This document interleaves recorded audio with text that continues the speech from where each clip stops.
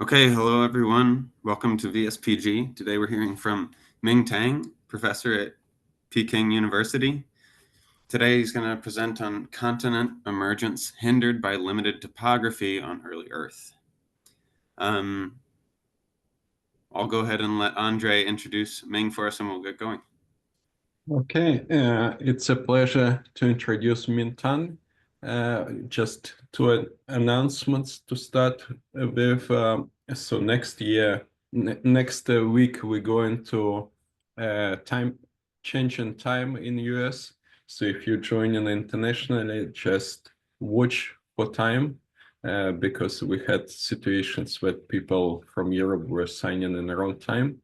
And next week, we will have Urs Schaldiger. He will talk about sort of limitations and strength of different geochronological tools applied to dating zircons in Precambrian.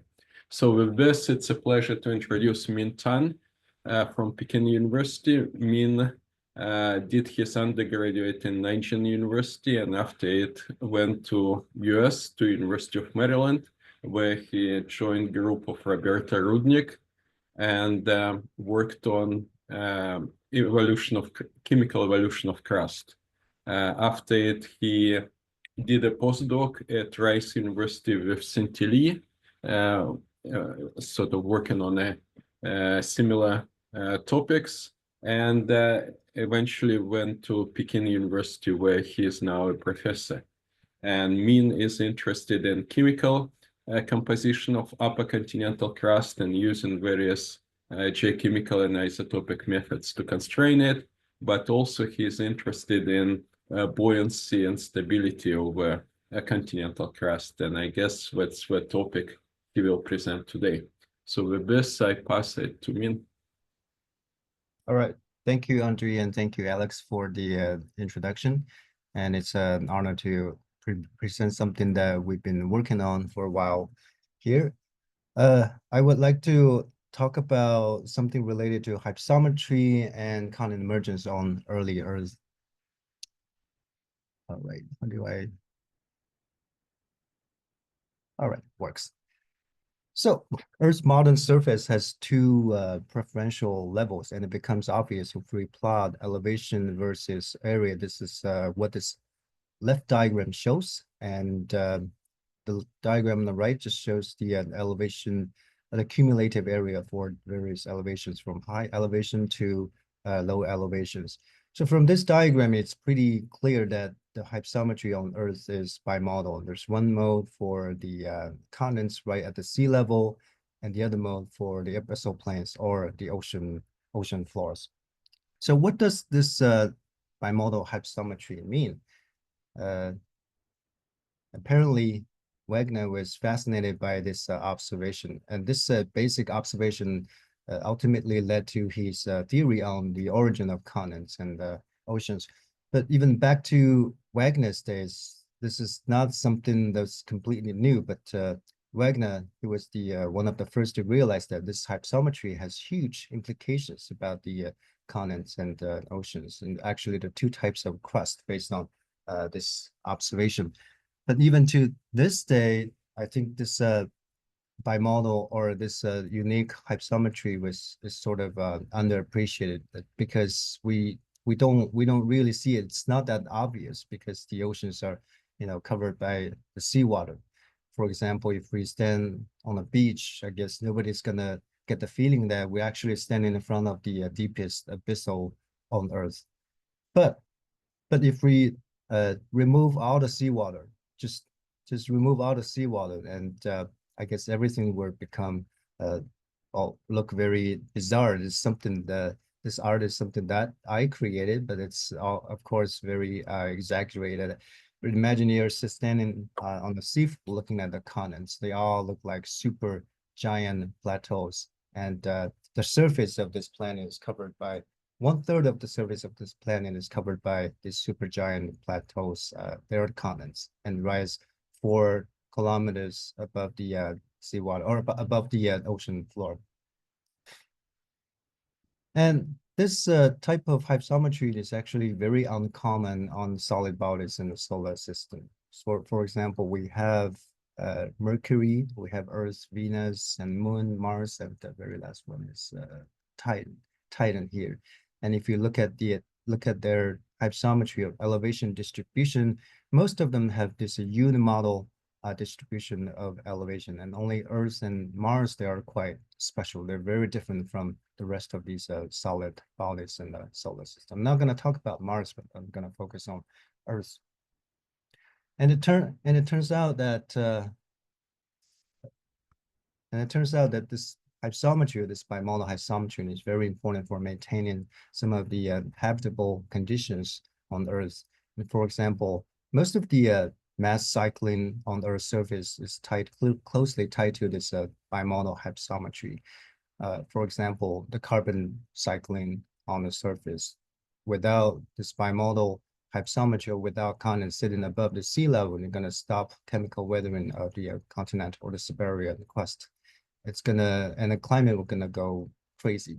And lots of the nutrients also are coming from the eroding and weathering continent sitting above the sea level. So without continental crust sitting above the sea level, our planet is going to be a miserable world for life. And all these nutrients turn out to be very critical to sustaining life. For example, this is a diagram showing the phosphorus cycle. And the phosphorus is almost completely coming from the eroding continental crust. So when did Earth's bimodal hypsometry form? And how did this bimodal hypsometry form? Well, I don't think we have any definitive answers to these questions, but over the last couple of decades, I think there's a mountain evidence that landmass may have been quite limited on early Earth. Here I compiled some evidence for this statement, and one very unique observation in the Archean terrains is that you see a lot of these pillow basalts in the Archean greenstone belts. And these pillow basalts are typical signs of underwater eruptions. So meaning that the crust was actually covered by seawater at that time when these volcanoes erupted. And on the left, I have a series of geochemical data from previous work, lots of people, and we have the triple oxygen isotopes by Binneman, and they see a abrupt change in the capital delta O17 in shales at about 2.5 G8. That's the end of the Archean. And then we have seawater oxygen isotopes reconstructed, I believe, from some West Australian samples. They reconstructed oxygen isotopes seawater, which is also reflecting the proportions of Subaerial crust, the weathering crust, and also the calcium lanthanum ratios in volcanic rocks. There's also a step change or a major change at the end of the Archean. And the very last one is the Subaerial blips.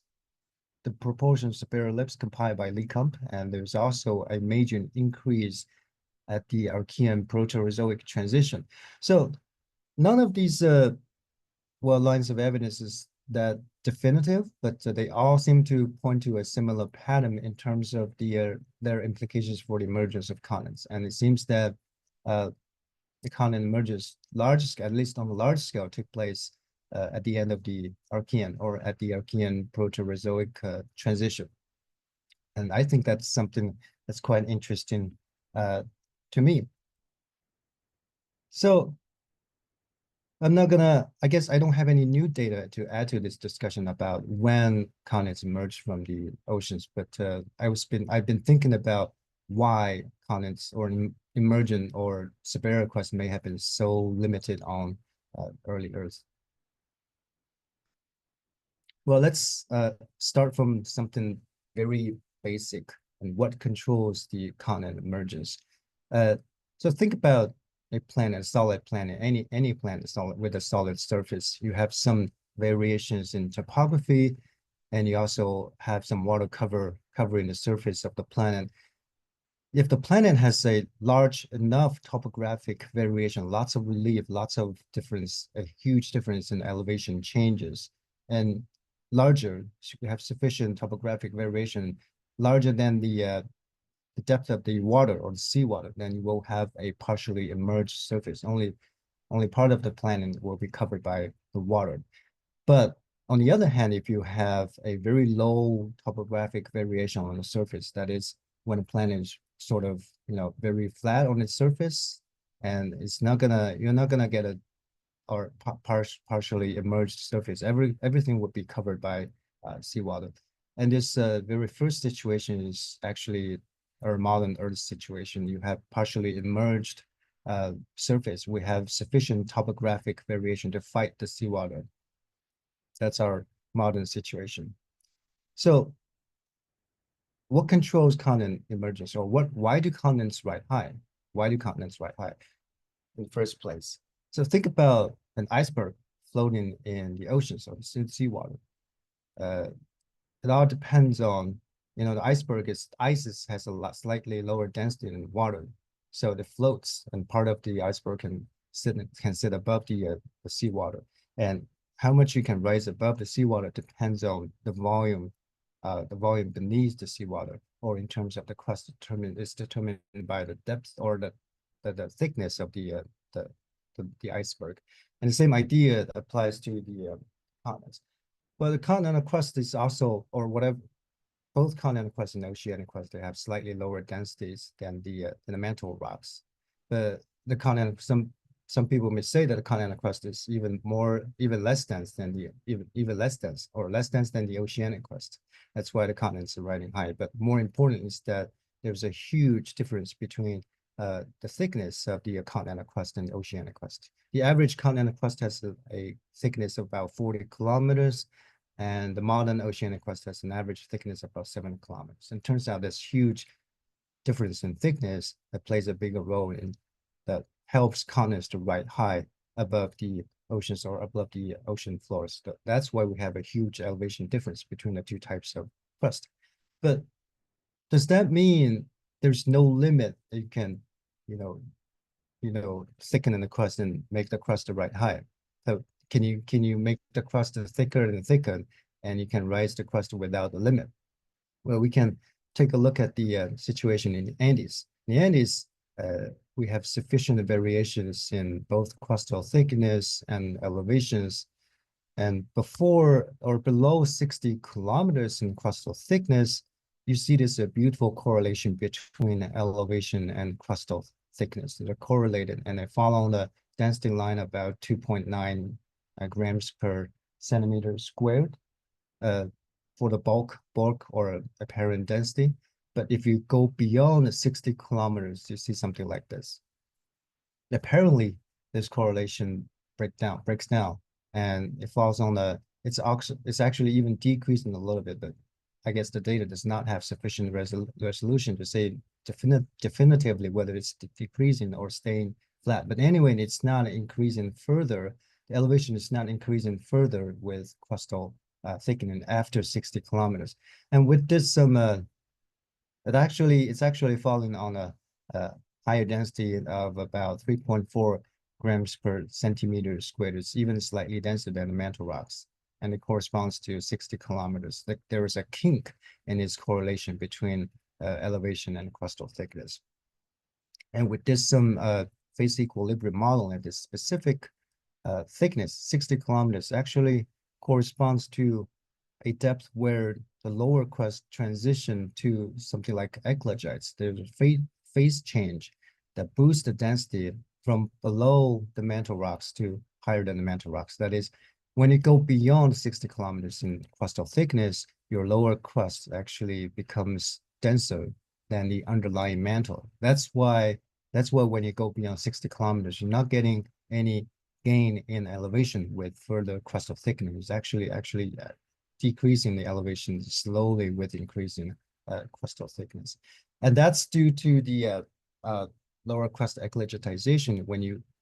When a crust undergoes the phase change, you get a lot of very heavy, very high density minerals, and particularly like garnet.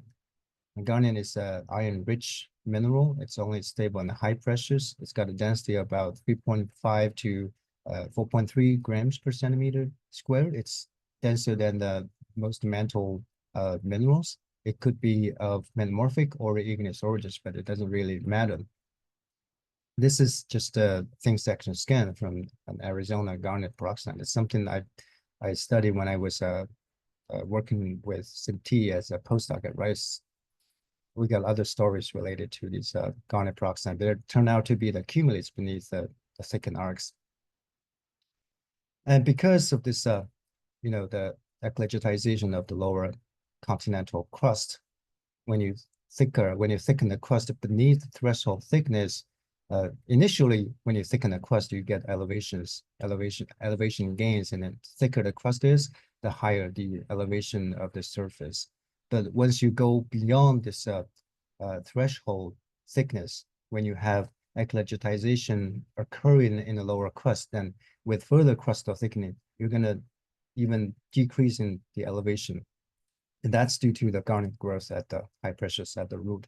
And this garnet growth at the root, or the eclogitization process, limiting the maximum elevation of modern mountain belts to about 4 to 5 kilometers, something we see in both the Andes and in the Tibetan plateau. Well, here I'm talking about, the average elevations over large areas. I'm not talking about the elevation of, single peaks. You can get very high elevations for single peaks. You can go beyond 6, 7, or even 8 kilometers because they're not in perfect isostatic equilibrium over, the small scales. I'm talking about the average elevation over large scales. And this idea or this concept applies better to when we talk about, continental scale features or continent elevations.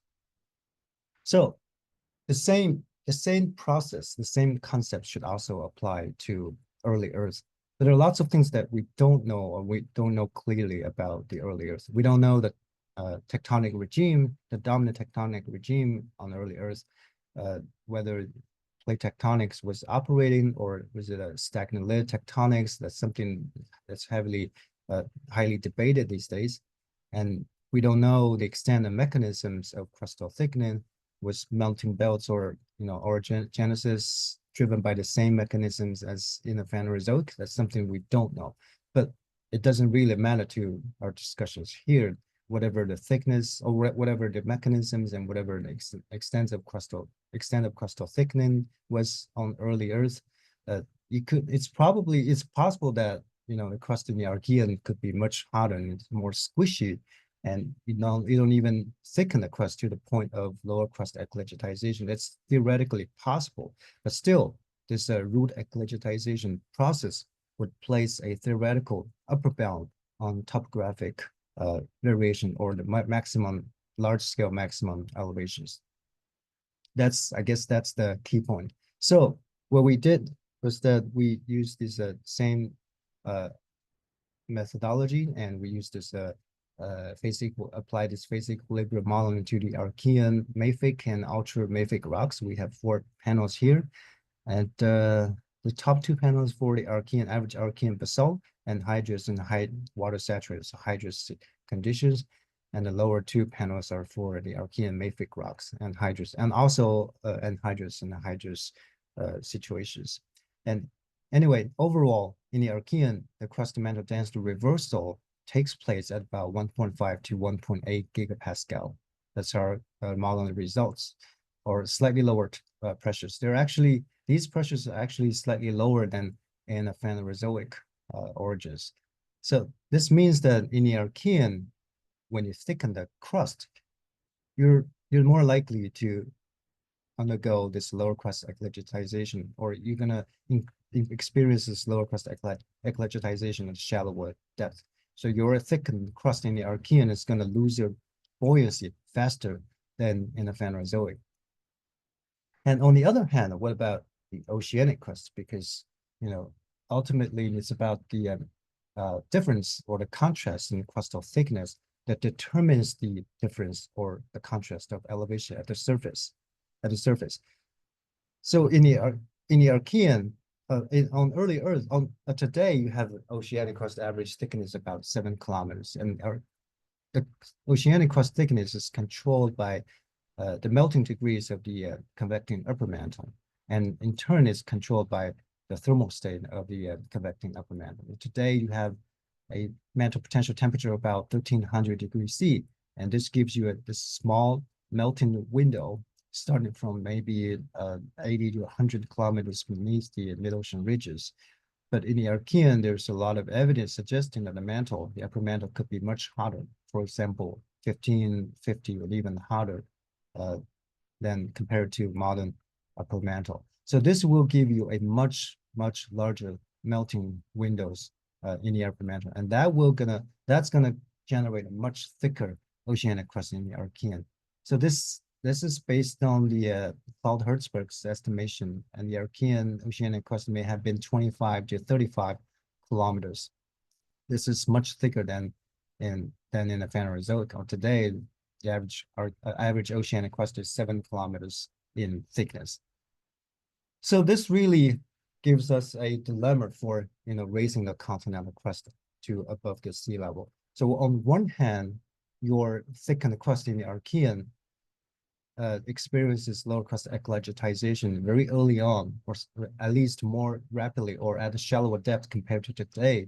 So your thickened crust loses buoyancy very quickly during the thickening process.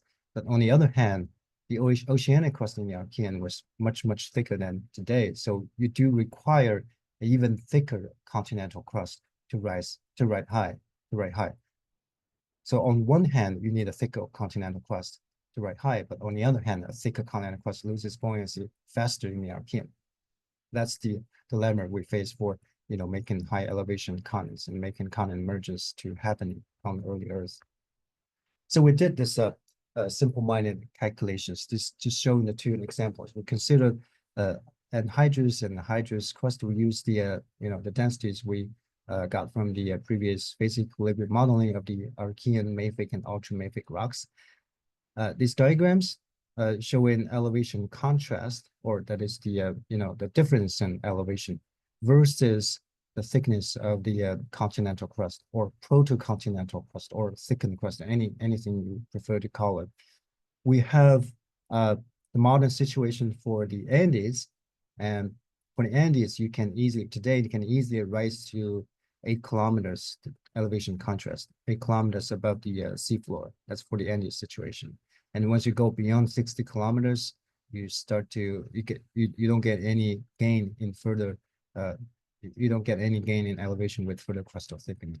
But for the Archean, we consider both mafic and felsic upper continental crust, because it's still debated whether the crust in the Archean, at least the upper crust in the Archean, was mafic or ultramafic. They have slightly different densities. They're going to affect the elevation a little bit. But anyway, we consider both situations, and they're systematically lower than the modern Andes and modern orogenic belts, just because the oceanic crust in the Archean was much thicker than today. So to get the same elevations, you need thicker continental crust. But in the Archean, as I just mentioned, when you thicken the crust, they're going to lose their buoyancy early on because of lower crust eclogitization. This is the two dashed lines show the window of the lower crust eclogitization for the Archean, mafic, and ultramafic rocks. So once you go beyond this threshold thickness, you're not going to get any more elevation gain with further crustal thickening. It actually go down a little bit with further thickening due to lower crust eclogitization. So for the anhydrous and hydrous situations and Archean, mafic, and felsic upper crust, it looks like it's very difficult to get elevation contrast above 4 kilometers. And here I just put the modern sea level or seawater height for a reference. It looks like that it's very difficult to get the crust above seawater or sea height. Even for a felsic, you can barely go beyond that bit. There's also evidence suggesting that the Archean oceans could have been more voluminous than today, but still, that's something that's highly debated.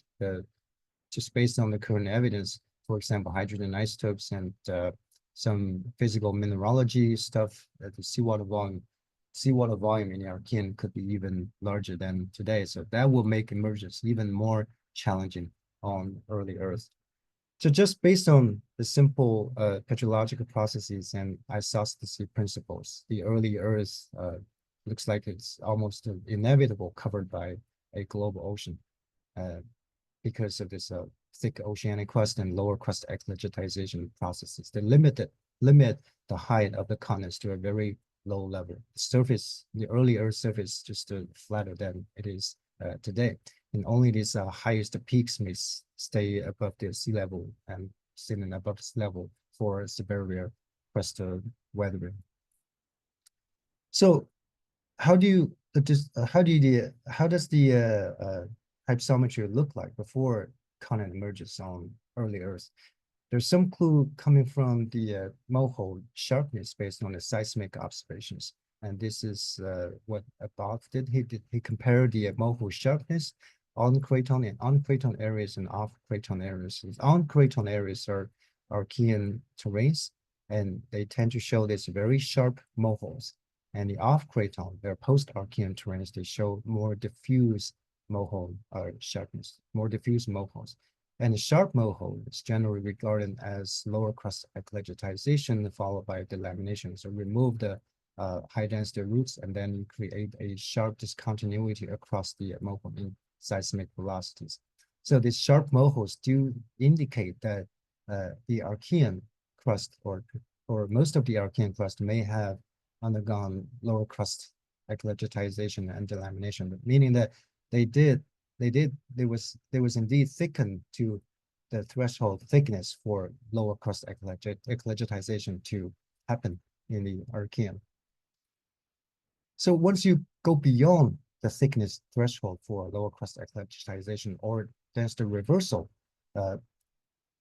whatever the crustal thickness is, you're gonna get very similar elevations across a large range of crustal thickness, whether it delaminates or not. You're not gonna get a huge variation in terms of elevation of the surface. And also they're still beneath the seawater.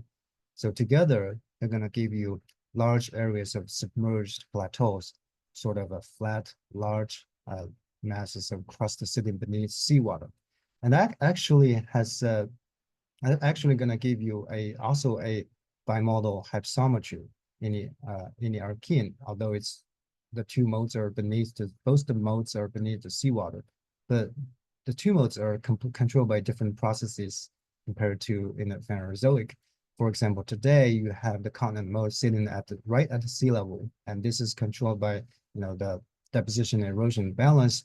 But for the Archean, the high elevation mode is actually controlled by lower crust exergitization, and both modes are sitting below the sea level, and they're actually closer to each other, meaning that the surface of the Archean Earth is much flatter than it is today. You're going to get a lot of submerged plateaus in the Archean. And this actually leads to something very interesting when this type of crust eventually rise to the sea level. So first, when you uplift the crust, you're gonna get very slow increase in the area of Subaerial crust with time, and then when a submerged plateau gets very close to the sea level, suddenly we'll have a very rapid expansion of the Subaerial crust because they have more or less the same elevations. They're very flat. So when they reach the sea level, you start from almost nothing and then almost instantly to everything is sitting above the sea level. And then you start to get a very slow increase in Subaerial crust expansion with further uplift or further crustal thickening or whatever process that's uplifting the crust. So I guess that's gonna have some very catastrophic consequences for the surface environment. For example, you may have a very rapid boost in organic carbon burial. You're gonna increase the Subaerial crust weathering very rapidly over a very short time period, and that's something I guess that's worth exploring in the future consequences.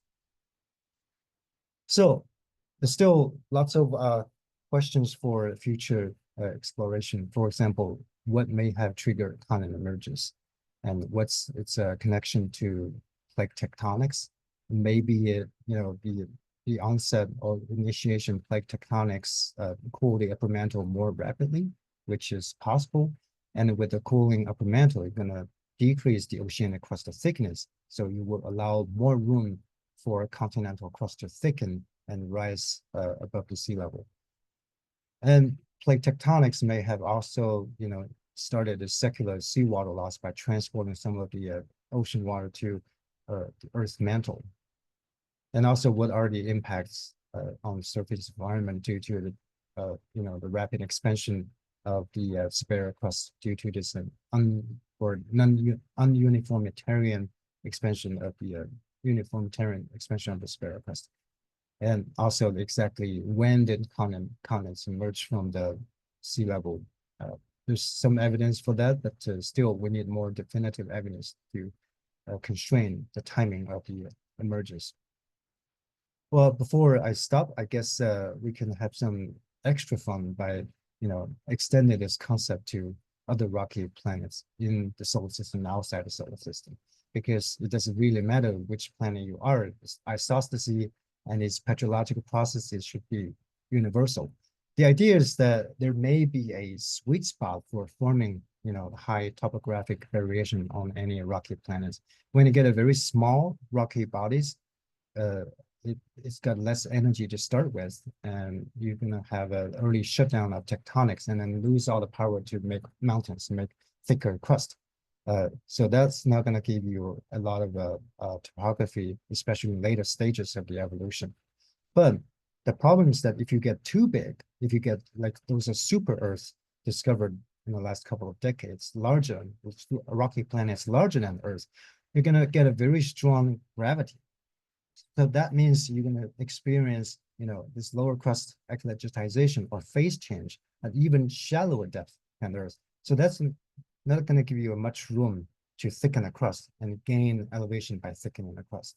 So when you get a small body, you're not going to get a high topographic variation. But when you go to those larger bodies, the super Earth, their surface is almost certainly flatter than Earth because of the strong gravity. So those larger bodies are almost certainly covered by a global ocean. Earth might be sitting on or near the sweet spot for forming this high topographic variations and forming this dynamic surface environment for the planet. And I guess that's pretty much I have to say. And just to conclude, the elevation increases with crustal thickness, and that's due to the lower density of the crust and also the isostasy principles. But you can't play the game without limit. When a crust thickness exceeds maybe 40 to 60 kilometers, your lower crust starts to become denser. You experience this phase changes, and eventually you will surpass the mantle by density, and that will actually give you negative buoyancy. So your crust elevation will stop increasing, actually maybe even decrease with further thickening. And so because of that, this lower crust eclogitization exerts a topographic barrier for a thickening crust. And the lower crust eclogitization combined with the potentially thicker crust, oceanic crust in the Archean, may have strongly controlled or suppressed the topographic variation on Earth, which in turn may have made the earlier surface much flatter than it is today. All right, I guess that's what I have to say, and I'd be happy to take questions. Thanks, Ming. Really cool talk. We'll shift to questions and discussion. You can find the raise hand button at the bottom of your screen by clicking the reactions, and that raise hand is right there. Or you can type your question in the chat and I'll ask it for you. Paul, please go ahead. Yeah, these are good and new ideas. So congratulations on that. I have a couple of points and then a question, and the question is about the kinetics of eclogitization. My first comment is that most erosion and weathering occurs in a small percentage of continental crust that is undergoing active crustal thickening, either through magmatic or tectonic processes. So I think it's not so important for geochemical cycling the total extent of emergent continental area as the fact that there are some areas that are undergoing active erosion. And we know from the Barberton mountainland in the Paleo-Archean of South Africa that there was an area that when it underwent tectonic shortening, it was subaerially exposed and producing non-marine sediments, the Moody's group. So we know that that actually does occur, or was occurring in the Paleo-Archean. So that raises my question about the kinetics of eclecticization. My understanding is that the garnet-forming reactions can be relatively slow on timescales of tens to hundreds of millions of years. And so that would allow transient crustal thickening, causing erosion and weathering, even if ultimately the crustal surface sank again. However, I'd also like to point out that there may be a different aspect, not related to geochemical cycles, where the total extent of continental area could be important, and that is in the planetary albedo. Okay, so on the assumption that continental albedos were higher than oceanic albedos, then a much smaller area of exposed continental crust could help resolve the dim early sun paradox, because it would make the Earth darker, and therefore it would absorb a larger fraction of the incoming solar radiation.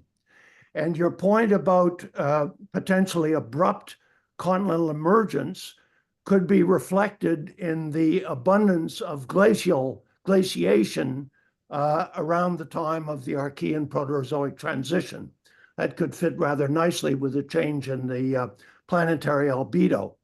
But before leaving the planetary albedo question, I need to make a final point, and that is, in the modern world, there is essentially no difference between continental and oceanic albedo. They're essentially the same. There's no difference between the albedo of the northern and southern hemisphere, for example, despite the fact that there's twice as much continent in the north than there is in the south. And that reason for that is because that marine areas are much cloudier. Okay, and so they have an albedo that's similar to the continents because of marine clouds. But that is very largely due to cloud nucleating molecules, they're called DMS, dimethyl sulfide, which are byproducts of haptophyte algae and protists. And also the fact that the modern ocean is very, very rich in sulfate. In contrast, in the Archean, we had an ocean that had very little sulfate, perhaps next to none. And so it's likely that marine environments were much less cloudy and had a much lower albedo than at present. And so that would lead to a stronger contrast between the continental and the oceanic albedo. So I think that the albedo factor might, in the end, turn out to be more important for your argument than the geochemical cycling due to weathering and erosion, because it's so concentrated, that is so concentrated in areas that are undergoing active crustal thickening, which geological evidence indicates was occurring in subaerial environments in the Paleo-Archean. Thank you, Paul. And I think the albedo argument is actually very interesting. That's something that I did not really think about. I actually don't know that much about the albedo difference between the northern and southern hemisphere, and I thought there was also a role played by the plants, but I'm not an expert on that.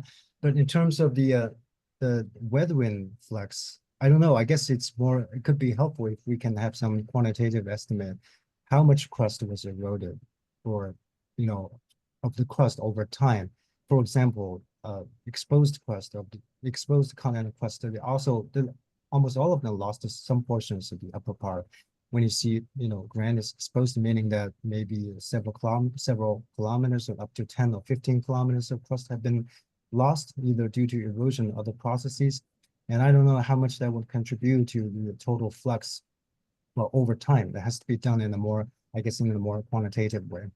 And in terms of the kinetics and eclecticization, indeed, that's something that we did not really take into account, because all the calculations here are based on the idea or assumption of equilibrium processes. So we did not really take into account the time scale issues.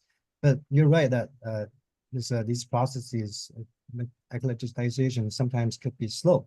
But at least in the modern subduction zone, sometimes when you get a lot of fluids circulating, the processes could also happen very quickly on timescales, over a million year timescales, or even shorter than that. But still, for the Archean Earth, I don't know if it's what kind of situations we're dealing with. So yes, you're right that you could have some transient topographies just due to these kinetic or disequilibrium processes. That's right. Thank you. Cool, thanks. Jingjun, go ahead. Hey, Tom, thank you. It's very nice. I really enjoyed. I have like clarification question because I'm not really an expert in any way for geophysics problem. So am I under the right impression that for your peak crustal thickness, the differences between a mafic versus a felsic, say Archean crust, doesn't make much differences? Are we talking about these diagrams? Yeah, the modeling, like would the differences between mafic and felsic original composition of the crust make a differences for your theoretical maximum crustal thickness? Yes, this will make a difference. As you can see here, for felsic upper crust, you're gonna rise a few kilometers higher than a mafic crust. Yeah, but here the continental crust thickness is almost identical, right? But the elevation is different, that's for sure. The elevation is different, yeah. That's due to the slight density difference between felsic and the mafic upper crust. Okay, I see. Cool. Thank you. Yep. Okay, thanks. Go ahead, Greg, please. That was great, Ming. I appreciate that. There is another line of evidence for emergence of continental crust from paleosols. And we have a lovely paleosol from Greenland, 3.7 billion years old, in a sequence that's very quartz-rich and includes what Chris Fito and many of us think are fluvial facies. So 3.7 is a minimum age, and I suppose it didn't need to be a big continental area, but it probably was. And then there's the Quebec stuff, which looks intertidal at about 4. Do these numbers affect your calculations at all? So you mentioned the paleosols in 3.7. 3.7 in Greenland, yes. Yeah. Nora Nofke and I wrote a paper about it a few years ago. Ritalik and Nofke are two pretty unique names. You'll pull it up on Google Scholar pretty easily. And it appears to be in a very quartzose succession as well. There are other paleosols from fairly large cratonic areas at 3.5.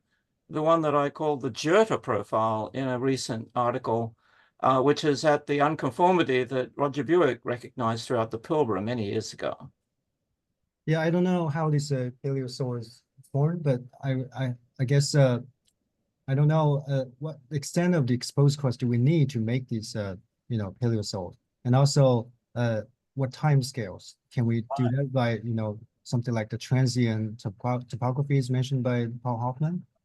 Those are good points. For the Greenland one, yes, we don't have a big idea of the area or the timing. The timing could have just been a few thousand years. But for the Jerta paleosol in the Pilbara, it covered almost the entire East Pilbara craton, was emergent for around about 130 million years. And that made a very thick, 4-meter thick paleosol, which Roger saw too many years ago. He had published about it in 1975. So I am thinking this may be a little older than you're considering. Mm-hmm. Well, I guess that also begs the question whether continent emergence is a diachronous process. That's meaning that it could happen at different times for different cratons. That the cratonization took place over some periods of time, and they're not happening like almost instantly at the same time. But all cratons, they're like one's slightly earlier, the others are slightly later, and actually it also begs to the question, how is this continent emergence thing related to cratonization process, right? Yes. And how is it ultimately related to the transition from plate tectonics or from lake tectonics to plate tectonics? I think all these questions could be tied to each other. Yeah, in the Pilbara case, boy, at the core of it, there are granites, North Pole granite. And then in the Barberton also very similar. Most of the Barberton craton was emergent at about the same time, I think, but Chris Heubeck has paleosols at 3 billion for sure. Yeah, I can't really. The Moody's, which is very question as well as a unit. Yeah. Anyway, very stimulating. Thank you so much. Thank you. All right, thanks. Marcia, please go ahead. Yes, hi. Thanks for a mind-opening talk. I wanted to follow up on Paul Hoffman's comment about whether lower crustal eclogitization is really inevitable or not. I've worked a bit in Western Norway in the Bergen Arcs with Håkon Austrheim on some strangely incompletely eclogitized mafic granulites, which are really weird rocks. We know that they were at granulite facies in Grenville time and then were taken down to eclogite facies in Caledonian time, but did not become eclogites, probably because they were so dehydrated. And our conclusion was that the kinetics of the especially garnet forming reactions were so slow when diffusion is the only way to reorganize the crystals that basically dehydration is forever, and eclogite just will not form if the rocks are incredibly anhydrous. So they're oddball rocks today, but maybe that would have been more common in the Archean with a higher geotherm. Rocks would have been thoroughly dried out before they even reached eclogite facies conditions. And circumstantial evidence that eclogitization might have been inhibited in the Archean is that we have mafic granulitic roots to many of the cratonic areas. So I do think the kinetics of the eclogitization is an important consideration, but again, maybe. Yeah, thank you, Marcia. So I don't really have very definitive answers to these questions, but there are several things that come into my mind. First of all, if you look at the moho seismic discontinuity, it looks like this Archean cratons, they all have this very sharp mohos, which they're very often interpreted as lower crust eclogitization and delamination. Once you remove the dense materials, that's going to create the sharp discontinuities. And the other thing is that I guess the lower crust we call it eclogitization. It sounds like a metamorphic process, but you can also create garnet baryon cumulates or garnet proxenates by magmatic processes. And in that sense, that's less dependent on kinetics.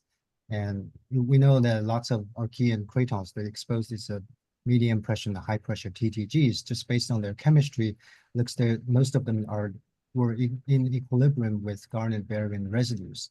I'm not sure how that would provide any insights into your questions.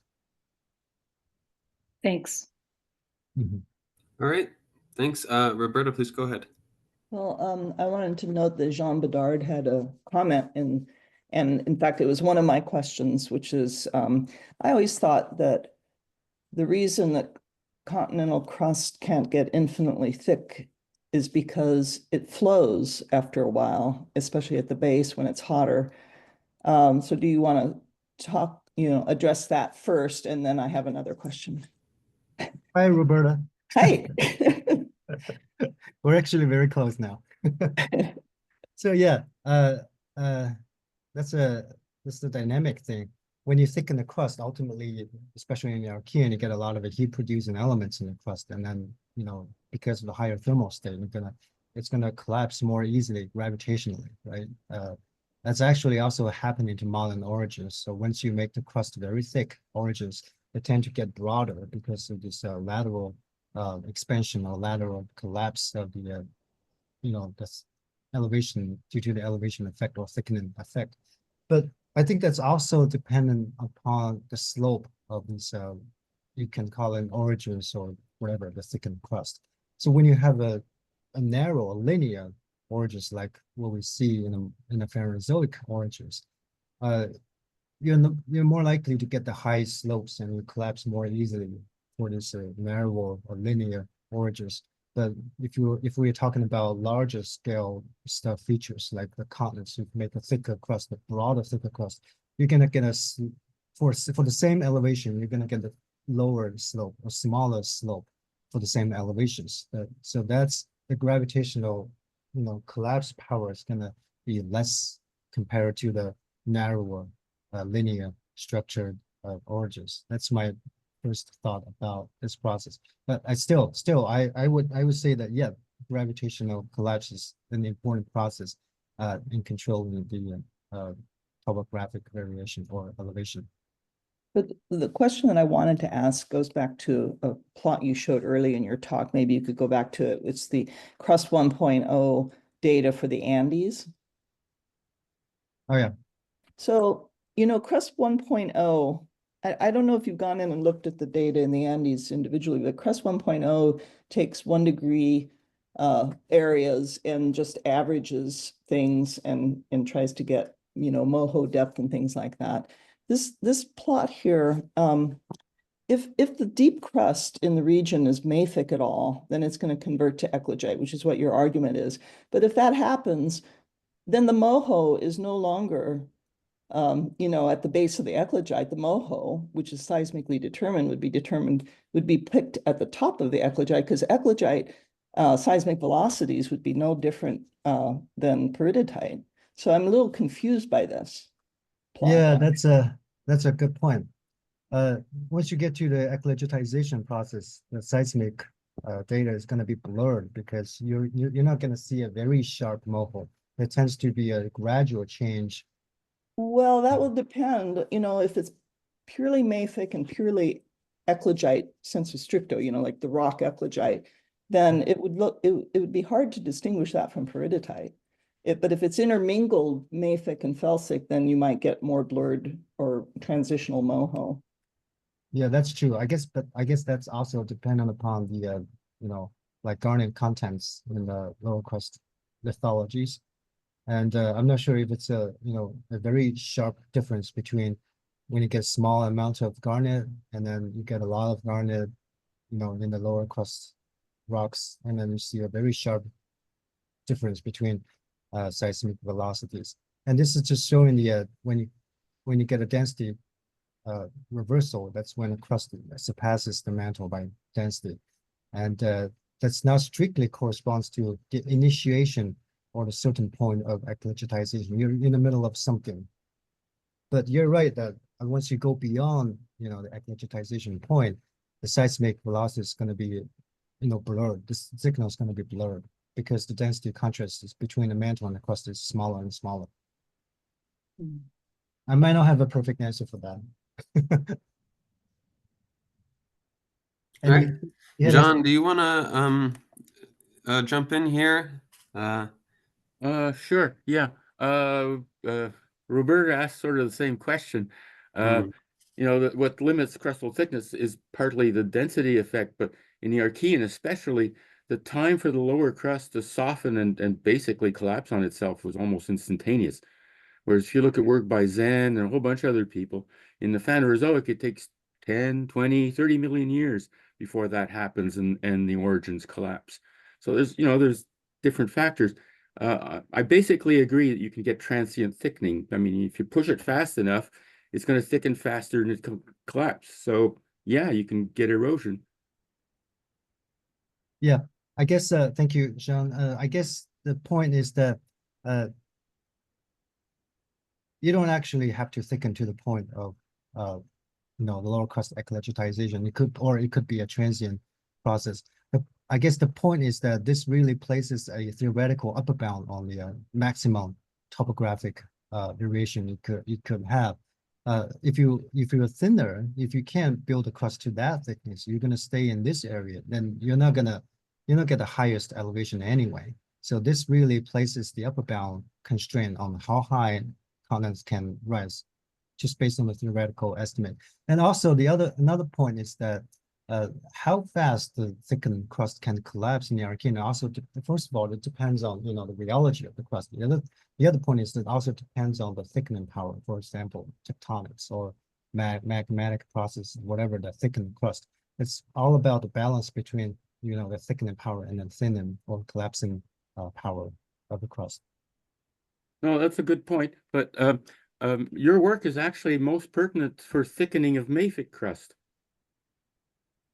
In that will be the limit, because if you thicken mafic crust, there's dicol, uranium, thorium, and potassium in it, so it's not going to self-heat and spontaneously collapse on itself as easily as continental crust. So this would be a much more important factor limiting thickening of mafic origins. Yeah. Felsic crust is going to be hotter, and it collapses more easily. You're right. Well, hotter, yes and no. I mean, it's exposed to seawater at 5 to 10 degrees centigrade. So the upper part of Archean crust is going to be cold. And the only reason it gets hot is because there's hot stuff coming from underneath. Well, so if you thicken it fast, you're thickening 0 centigrade material, basically. Well, I'm not sure, because just from the radiogenic heating by the potassium, uranium, thorium, they're going to produce a lot of sufficient heat to melt the crust for felsic crust. If that's In thickened. felsic crust, yeah, but if you're thickening mafic crust, none of that works. It also depends on the thickness of the mafic crust. It could also get very hot at the bottom. Again, hot because of the mantle and because of being injected by basalt and komatiite. Not hot because it's self-incubating because of its radioactive element content, because it ain't got none. I guess that also depends on the thickness. I guess it's helpful to do some more quantitative calculations to resolve Always useful contributions. Yep. All right, thanks. Go ahead, Paul. Yeah, I'd just like to make the point that gravitational collapse and spreading of continental crust leading to crustal thinning would not necessarily cause a reduction in erosion, because as Jean Bedard pointed out, the top of the crust is cold. And so if the crust spreads, then the upper crust fails by normal faulting, producing basin and range type topography, which actually increases the local topographic relief and erosion and weathering. So, for example, today in the Tibetan plateau, there's very little weathering and erosion going on the plateau. And if it were to collapse and the mean elevation were reduced, but the topography was increased, I would expect that erosion and weathering would increase rather than decrease. Yeah, oh, good. It's good to know that. Thank you. Okay. There are no more questions or comments in the chat. Andre, would you like to go? Yeah. Nice talking. So I'm wondering, so people demonstrated lithospheric kills and Archean cratons, and I'm interested how this play in your story. And also, as we discussed yesterday, for example, in Witwatersrand group in South Africa at 2.9, it was at least 600, maybe 1,000 kilometers wide craton exposed with fluvial rivers flowing on top of it, carrying sandy material, and must have been mountains even above it that supplied all this material. So I'm kind of interested how this observation play in your model. And last question, sort of you create eclogite, but delamination probably control also by strength of the crust and a sort of difference in viscosity and maybe temperature between surrounding mantle and low part of crust. And I'm wondering if you have a small craton, by friction, you might support sort of low area from delamination compared to larger area. Thank you, Andre. Actually, my model or all this stuff does not really tell us anything about the timing of the emergence of each craton. I really don't know for sure emergence or timing of emergence for the continental crust on small or large scale. But to your first question, the influence of the lithospheric mantle, yeah, that's something we did not really put into these quantitative calculations because it's very hard to estimate the densities of the lithospheric mantle very precisely, and they're very thick. They're very thick. So yes, they are going to have some effect on the ultimate elevations, because for a complete isostatic model, you have to take all entire columns into account. We basically ignore the influence of the lithospheric mantle. But the other thing is that we can look at today, the data today, the elevation versus either crustal thickness or versus LAB or lithospheric mantle thickness. You will see that there is overall good correlation between crustal thickness and elevation, but you don't see any clear correlation between lithospheric mantle thickness and elevation. So that's a sign, I guess, of the lithospheric mantle is going to have a much smaller effect on elevation compared to the crust. And the other thing is that it looks like there's accumulating evidence suggesting the lithospheric mantle, the thick keels, is actually slightly denser than the mantle. It could be denser. I mean, the conventional wisdom is that the lithospheric mantle is strong and it's buoyant. That's why the continents can rise.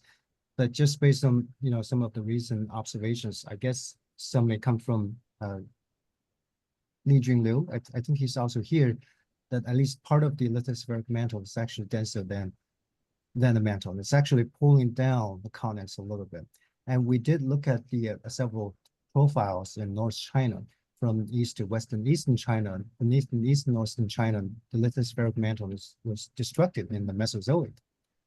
And when you go from east to west, the lithospheric mantle thickens, and the elevations, after you subtract the difference in crustal thickness and density, the elevation actually go down a little bit from east to west. So except that, there is a little subsidence when you thicken the lithospheric mantle from the east to west.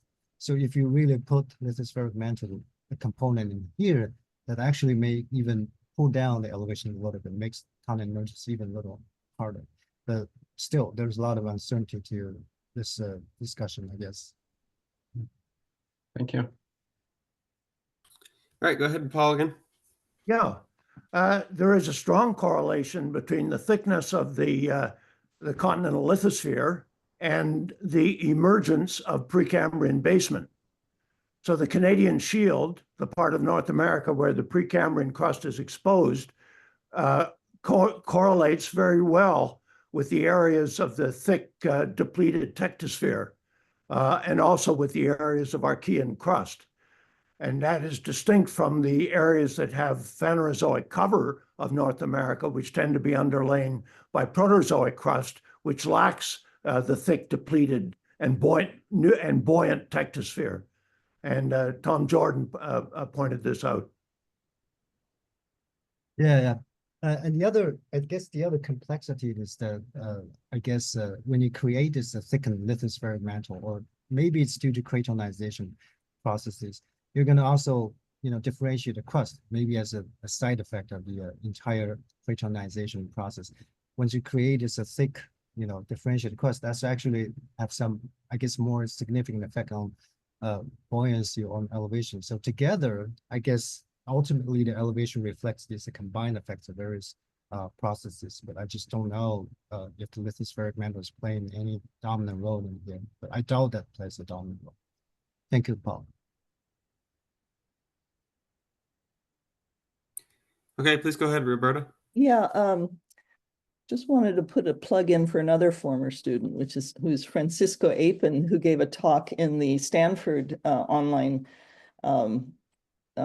seminars recently, and he's got some really interesting data. He's for the Tanzanian craton. So most cratonic areas, there's been obviously some erosion, off the top, and the question is, when did that happen? And in the Tanzanian craton, it happened around 2.5 billion years using apatite thermochronology from granite. So that could be a really interesting avenue to explore, continental emergence, right? When did this erosion take place? Yeah. So- Do we have any constraint on the the thickening, timing of thickening or timing of cratonization in the area? In Tanzania, well, I mean, the lithospheric mantle there is, quote, Archean, based on osmium, which is, pretty large error bars on it, but 2.6, 2.7 probably. Yeah. So there is indeed a time lag between, the thickening and the erosion. Well, I wouldn't say indeed, because I think the error bars are so large on osmium monollages that Well, I guess my point is, if there is a real time lag between, thickening and then erosion, then it could be really interesting. Maybe it's useful for, just telling whether the continent emergence happened at the end of the Archean, because if there is no Right. time lag, the crust is just not high enough. But if there's a time lag, then it could be thickened and then it still remains submerged, and then emergence took place at some point and then had the erosion. Yeah, thank you. Yeah.